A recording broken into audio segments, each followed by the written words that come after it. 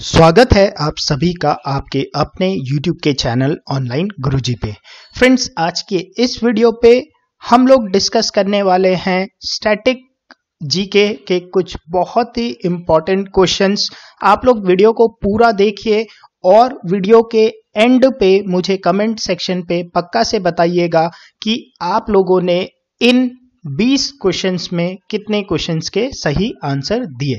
चलिए friends, video को start करते हैं। तो ये वीडियो आप लोगों के लिए बहुत इंपॉर्टेंट है।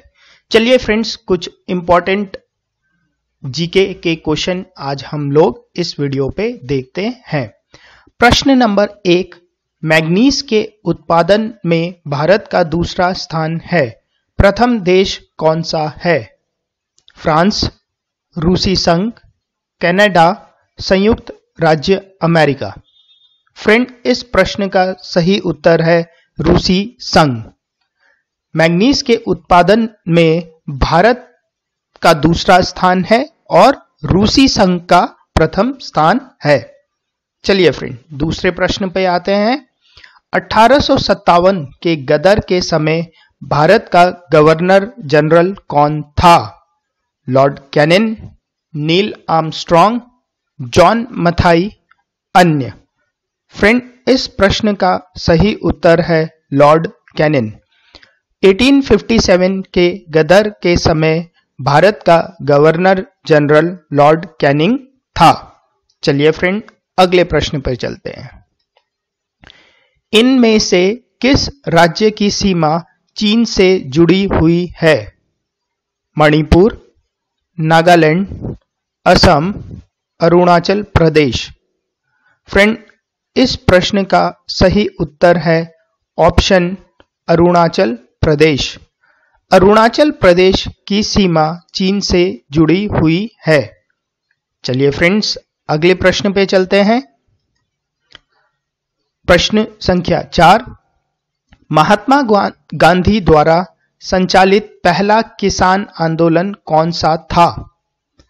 सविनय अवज्ञा आंदोलन, असहयोग आंदोलन, चंपारण आंदोलन, खेड़ा आंदोलन। फ्रेंड, इस प्रश्न का सही उत्तर है चंपारण आंदोलन। महात्मा गांधी द्वारा संचालित पहला किसान आंदोलन चंपारण आंदोलन था। चलिए फ्रेंड्स, अगले प्रश्न पे चलते हैं। प्रश्न संख्या 5, पूर्ण स्वराज की मांग कांग्रेस के किस अधिवेशन में की गई? ऑप्शन ए, लखनऊ अधिवेशन, ऑप्शन बी, कलकत्ता अधिवेशन, ऑप्शन सी, नागपुर अधिवेशन, ऑप्शन डी, लाहौर अधिवेशन। फ्रेंड्स, इस प्रश्न का सही उत्तर है लाहौर अधिवेशन, ऑप्शन डी। पूर्ण स्वराज की मांग कांग्रेस के लाहौर अधिवेशन में की गई। चलिए फ्रेंड्स, अगले प्रश्न पे चलते हैं। प्रश्न संख्या 6, नोबेल पुरस्कार विजेता रविंद्रनाथ टैगोर का जन्मदिन किस तारीख को मनाया जाता है? ऑप्शन ए, 7 मई, ऑप्शन बी, 6 मई, ऑप्शन सी, 9 मई, ऑप्शन डी, 8 मई। फ्रेंड, इस प्रश्न का सही उत्तर है ऑप्शन सी, 9 मई। नोबेल पुरस्कार विजेता रविंद्रनाथ टैगोर का जन्मदिन 9 मई को मनाया जाता है। चलिए फ्रेंड्स, अगले प्रश्न पे चलते हैं। प्रश्न संख्या 7, भारत का प्रथम मुगल शासक कौन था? Option A, Babur, option B, Akbar, option C, Shahjahan, option D, Aurangzeb. Friends, इस प्रश्न का सही उत्तर है ऑप्शन ए, बाबर। भारत का प्रथम मुगल शासक बाबर था। चलिए फ्रेंड्स, अगले प्रश्न पे चलते हैं। प्रश्न संख्या 8, अंग्रेजों से मुक्ति पाने के लिए आजाद हिंद फौज की स्थापना किसने की थी? Option A, Bhagat Singh, option B, Chandrashekhar Azad, option C, Subhash Chandra Bose, option D, Rajguru. Friends, इस प्रश्न का सही उत्तर है ऑप्शन सी, सुभाष चंद्र बोस। अंग्रेजों से मुक्ति पाने के लिए आजाद हिंद फौज की स्थापना सुभाष चंद्र बोस जी ने की थी। चलिए फ्रेंड्स, अगले प्रश्न पे चलते हैं। प्रश्न संख्या 9। बाबर की पुत्री का क्या नाम था? Option A Gulbadan Begum, option B Razia Begum, option C Saira Begum, option D Rukhsar Begum. Friends, इस प्रश्न का सही उत्तर है ऑप्शन ए गुलबदन बेगम।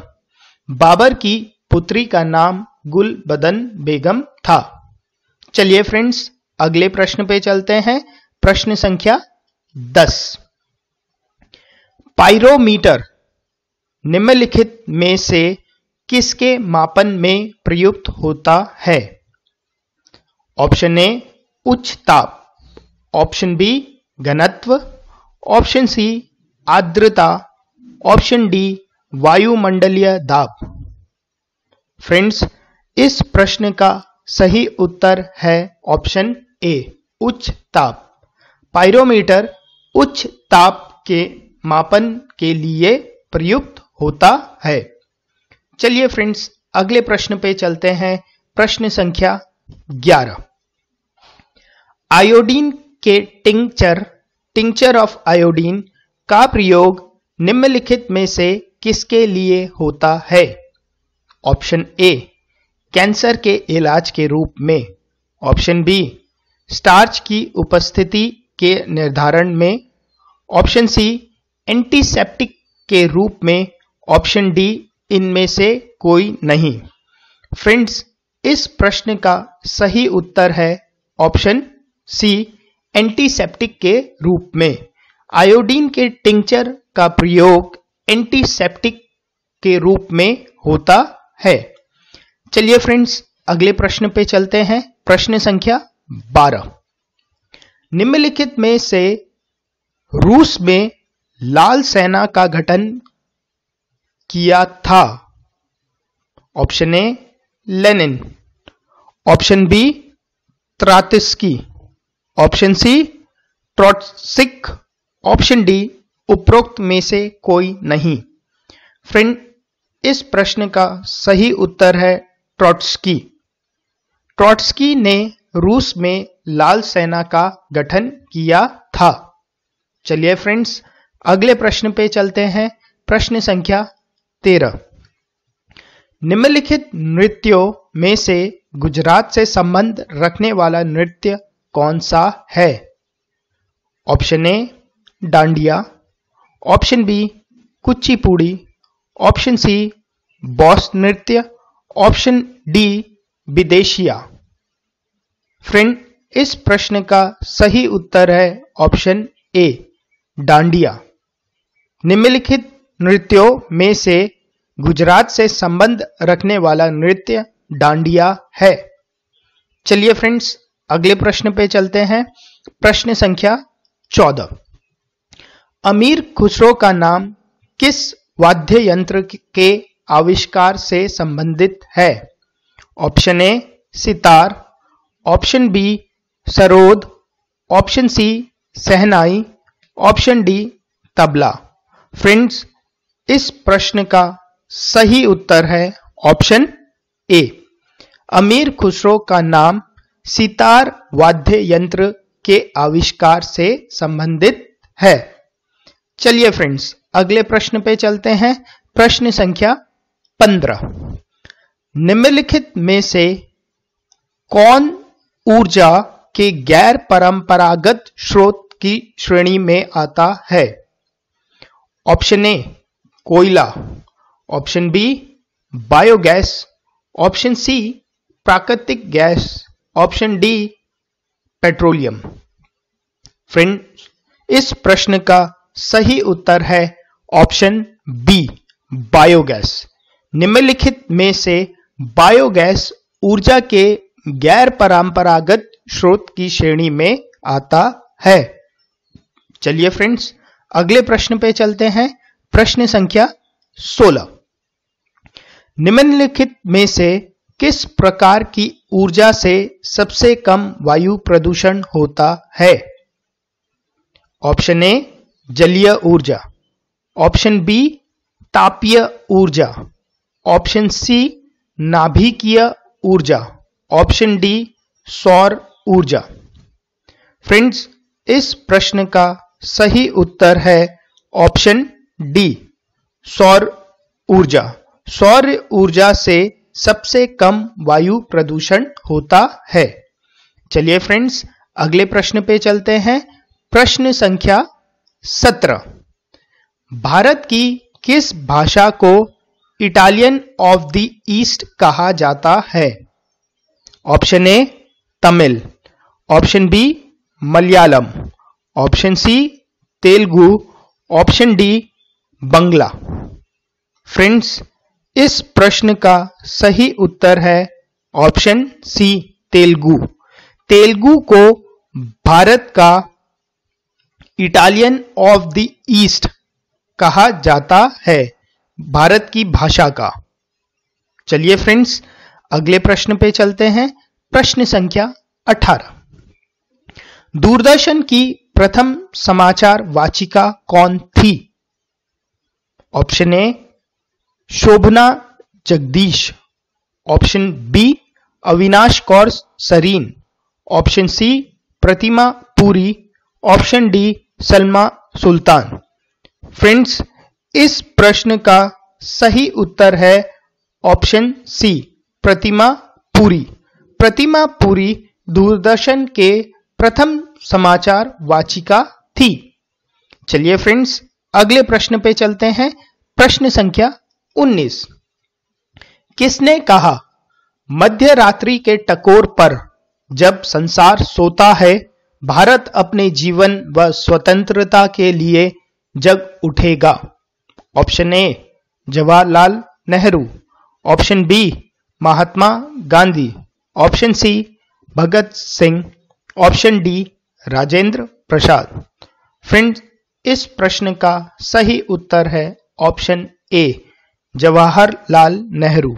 जवाहरलाल नेहरू ने कहा था मध्य रात्रि के टकोर पर जब संसार सोता है भारत अपने जीवन व स्वतंत्रता के लिए जग उठेगा।